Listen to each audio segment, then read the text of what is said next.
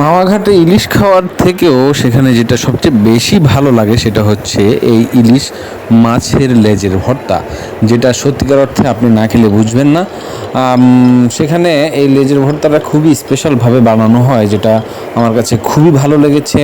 এবং সেখানে পোড়ামরিচ সহ যে সরিষার তেলটা দেওয়া হয় সেটা দিয়ে খুব সুন্দরভাবে তারা এটা তৈরি করে এবং আমাদেরকে সার্ভ করে।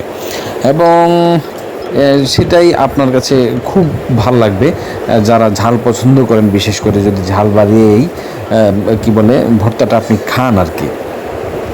তাছাড়াও মাওয়া ঘাটের যে কোনো খাবার আমার কাছে যথেষ্ট ভালো লেগেছে।